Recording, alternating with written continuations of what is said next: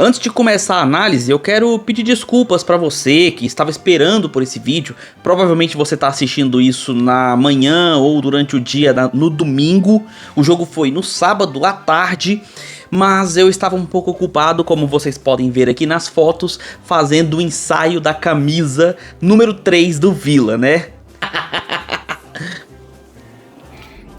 Brincadeira, galera. Eu gastei boa parte da minha noite arrumando esse setup aqui, ó. Setup de trabalho, tanto pra mim quanto pra minha esposa. Inclusive, deixa aí nos comentários pra eu saber, você acha qual que é o meu setup e qual que é o setup da minha esposa? Coloca aí nos comentários que eu quero saber.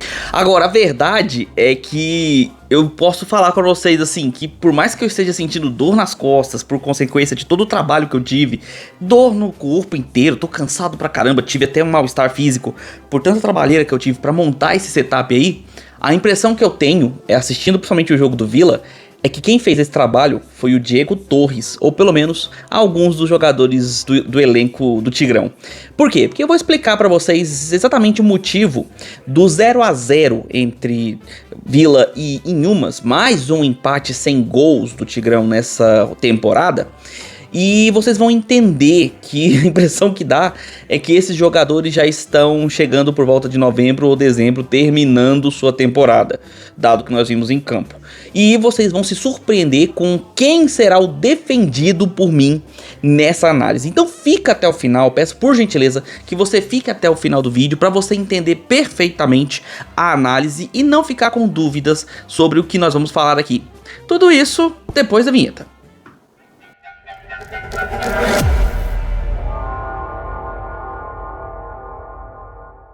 Fala aí, seus torcedores que colecionam bolas na trave. Sejam bem-vindos ao canal, meu nome é Victor Gader. Deixa seu like aqui embaixo se você gosta desse tipo de conteúdo. Se inscreve no canal e marca o sininho para receber notificações sempre que sair um vídeo novo aqui no canal. E eu peço que você compartilhe esse vídeo com seus amigos, para que outros torcedores recebam essa análise assim como você. Sem mais delongas, escalações na tela.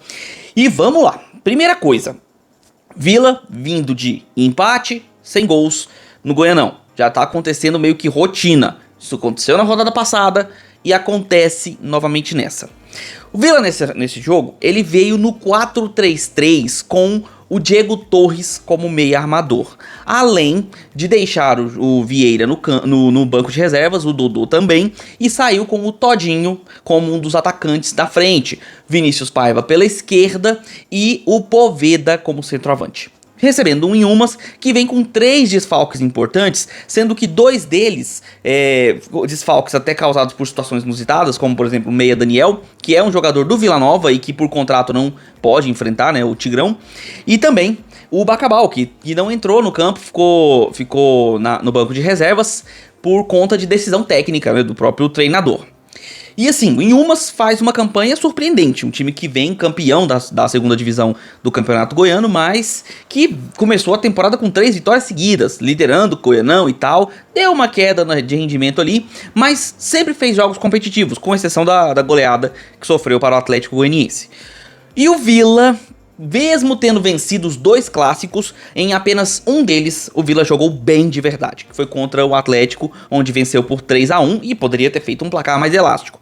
Contra o Goiás, o Villa ganhou com um gol de pênalti muito questionável e foi um jogo muito fraco. E de lá pra cá, nenhuma apresentação convincente. Vamos ser bem sinceros. O Villa ganha seus jogos, às vezes até empata, mas não convence, não joga bem. E isso o torcedor já tá vendo há muito tempo, tanto é que no jogo passado rolaram vaias por conta do empate. E assim, começou o jogo e foi um começo eletrizante. O Villa já chegou com bola na trave, travessão no caso, já chegou com o Poveda tocando por baixo das pernas do goleiro e quase fazendo um gol.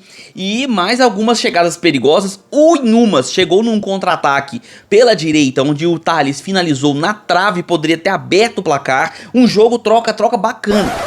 Troca-troca ficou esquisito, mas uma trocação franca, né, de ambas as partes aqui. E um jogo divertido de se assistir. Até que o Todinho se contunde.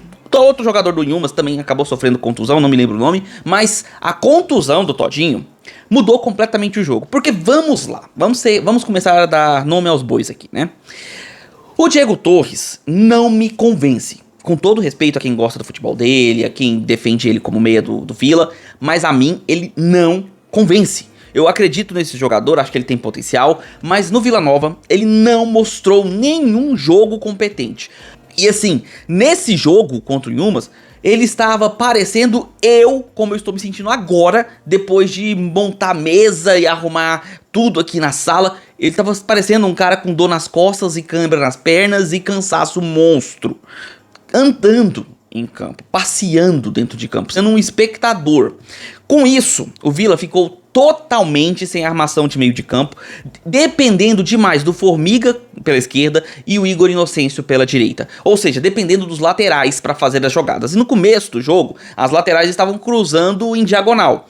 Quando o Todinho sai, entra o Paulinho e o Vila sai de um 4-3-3 para um 4-4-2.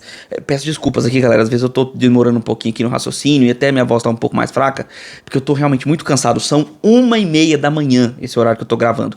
Mas eu não poderia deixar de trazer essa análise pra vocês. Eu queria, aliás, eu precisava trazer essa análise. Continuando. Vila Nova. Sem pontas, porque afinal de contas, depois que o Juninho saiu, ele foi pro 4-4-2, dependia dos seus meias, Paulinho e Diego Torres. E não tinha isso, tá? O Diego Torres totalmente apagado, o Paulinho fazendo o que podia com a pouca característica ofensiva que ele tem, não é um volante ofensivo, ele é um volante de meia pra fazer a contenção e saída de bola no primeiro passe. Ele não é armador, tá? E assim, o jogo no primeiro tempo foi se desenrolando pra um 0-0 moroso de novo, depois de um começo eletrizante. Tanto é que o intervalo veio e o torcedor do Vila vaiou de novo, e com razão, porque o jogo caiu muito de qualidade. Mas agora vem o ponto surpreendente, tá? Escutem bem o que eu vou falar.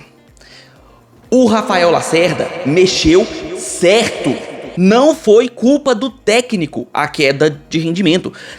Taticamente falando, o Vila estava bem postado. Qual era o problema? Os jogadores. A qualidade técnica estava baixa demais. Por que eu falo que o Lacerda fez o certo? Porque o Inhumas estava proposto a sair no contra-ataque. Quando você vai partir do contra-ataque, você precisa utilizar os seus jogadores em velocidade, aproveitando o baixo número de defensores que contém o meio de campo adversário. O Vila tinha 3 jogadores, com 2 postando-se mais à frente, principalmente o Diego Torres, óbvio que é o meia armador. Quando entra o Paulinho, ele reforça esse meio de campo e evita que o Inhumas tenha a posse de bola no momento do contra-ataque com muitos jogadores à frente. Então evita que o Inhumas tenha a jogada de contra-ataque. No primeiro tempo, defensivamente, isso funcionou muito bem, tá? E aí no segundo tempo, o Vila fez algumas mudanças, o próprio Inhumas também mudou para colocar um time mais ofensivo, e eu preciso dizer para vocês, o segundo tempo foi péssimo de se assistir, tá? Porque o Inhumas, as mudanças que fez não surtiram efeito no meio de campo, o time pouco criava, tinha até mais posse de bola e controlava o jogo na sua proposta de levar um empate para Inhumas. Mas o jogo não era bom. O Vila, com as mudanças que o Rafael Lacerda fez, entrou, por exemplo, o Dodô, entrou o João Vieira e tudo, a ideia tática do Rafael Lacerda foi boa. A ideia é que houvesse uma troca de passes com mais qualidade para envolver a defesa do Inhumas. O problema é que os jogadores do Vila estavam errando tudo, até cobrança de lateral. Os jogadores erravam. Passes em profundidade que eram tão longos que iam na linha de fundo. Cruzamentos que passavam bem longe dos seus alvos. Passes de 3 metros que iam para fora. Saída de bola errada. Toque de lado errado. Tudo errado, até a saída do Kozlinski num lançamento que o Inhumas fez pra pegar um contra-ataque, ele sai e erra o bote e ainda se machuca. Foram poucas as chances, teve uma chance ali, se não me engano, pro final do jogo, onde o jogador do Vila finaliza e há um desvio no meio do caminho, a bola vai na trave do lado direito e na sequência o Poveda chuta no travessão de novo. Foram 3 chutes, se não me engano, tá, do Poveda no travessão, ou 2 e um que passou raspando no primeiro tempo, mas assim, uma sucessão de erros. Só que, num contexto geral do jogo, o empate em 0-0 foi justíssimo. E é um ponto comemorado pelo técnico do Inhumas, porque foi com o intuito de sair de Goiânia sem a derrota. O empate era um bom resultado, vitória seria uma surpresa, mas seria muitíssimo bem-vindo, mas saindo com um ponto, pelo menos aqui de Goiânia, o objetivo do Inhumas estava concluído, estava feito. Que eles queriam mesmo enfrentar uma equipe da capital e não perder. E não perderam. E no segundo tempo, o controle tático do Inhumas poderia ter tido mais efetividade se o próprio Inhumas tivesse tido coragem de finalizar gol, de fazer um toque mais preciso, sabe? Teve umas saídas de bola do Kozlinski que evitaram o gol do Inhumas, teve várias defesas que o Kozlinski fez importantíssimas, principalmente na velocidade, no contra-ataque que o Inhumas estava tendo. Mas, cara, foi um jogo fraco, principalmente do lado do Vila. E é impressionante como jogadores com qualidade, que estavam ano passado fazendo bons jogos pela Série B, não conseguem jogar juntos no Vila, na primeira divisão do campeonato goiano. Nós estamos aí na 10ª rodada. Já era hora de você ver um entrosamento, sabe, uma qualidade técnica melhor, um passe melhor. Coisa que nós vimos somente no jogo contra o Atlético. E agora eu vou fazer um comentário importante, tá? Porque eu falei pra você ficar até o final. E é bom que você entenda uma coisa. Eu aqui, Victor Gader, esse vídeo que eu tô fazendo, eu não estou falando aqui como torcedor do Atlético que sou, tá? Eu estou falando aqui pra você, torcedor do Vila, e você, torcedor do Inhumas, como um torcedor do Vila e como um torcedor do Inhumas. Tá? A minha análise é tática, ela é didática, ela é muito mais detalhada, porque eu preciso explicar pra você o que aconteceu no jogo, o porquê desse empate moroso do Vila, o porquê desse empate excelente do Inhumas, mas a minha emoção pra vocês é como o torcedor do Vila deve estar se sentindo. E também como o torcedor do Inhumas deve estar se sentindo. Porque alguns aqui nos comentários às vezes falam assim: ah, Vitor, mas você tá falando isso porque você torce pro Atlético. Nunca. Eu tô falando isso aqui como eu acho que você, torcedor do Vila Nova, se sente. Um torcedor que esperava demais das contratações, que na minha opinião, o Vila foi sim o melhor time na janela de transferência antes de começar o Campeonato Goiano, foi o que trouxe as melhores contratações, na minha humilde opinião. No começo da temporada, o Vila era o que tinha mais pretensão de realmente surpreender pelas contratações que fez, pelas peças que chegaram, contratações que eu mesmo queria no meu Atlético, que muitos torcedores do Goiás queriam no Esmeraldino e que o Vila conseguiu trazer surpreendentemente. Só que não tá funcionando. E eu gostaria muito de chegar pra vocês e falar assim: não, o Vila tem qualidade tática, qualidade técnica, o problema é o treinador. Normalmente eu falaria isso, inclusive eu falei em alguns jogos, mas nesse jogo ficou provado. O problema não é o técnico, tá? Vou mandar o técnico agora embora, o Lacerda, é um erro gigantesco, porque não foi mudança tática que causou o baixo nível de futebol do Vila, foi problema técnico dos jogadores. Foram falhas técnicas tão bizonhas que a gente não espera que esses jogadores façam. E com todo respeito, eu tô falando isso como eu acho que o torcedor do Vila Nova se sente. Um cruzamento que vai na lua, um outro que vai baixinho, sabe? Uns lances que é muito bizonho pra esse time, pra esses jogadores que nós sabemos que tem qualidade técnica, que nós vimos fazer muitas coisas positivas no ano passado. O Poveda foi o melhor da partida, na minha humilde opinião. Perdeu muitos gols, mas foi o melhor da partida, porque ele buscava pelo menos o jogo, ele tentava jogar. O time em si que não tava conseguindo. Então, cara, eu não consigo crucificar o Lacerda. Falar, o Lacerda errou taticamente. Como? Se ele colocou o time organizadamente em campo e as peças que entraram é que não conseguiram jogar. E nem só as que entraram, as que já estavam como titulares não conseguiram jogar. E não conseguiram por suas próprias falhas individuais.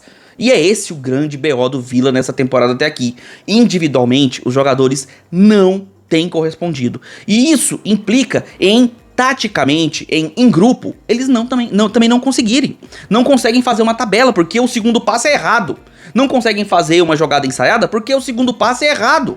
Ou o primeiro sai errado. Não conseguem fazer uma jogada de bola aérea porque o cruzamento sai errado. Não conseguem aproveitar um lateral no campo ofensivo porque a cobrança sai errada. Então, putz, como é que eu vou crucificar o Lacerda? Como é que eu vou querer reclamar do Hugo e com as suas contratações se esses jogadores o ano passado mostraram tecnicamente qualidade e esse ano com a camisa do Vila parece que desaprenderam a jogar? Isso é que é bizarro.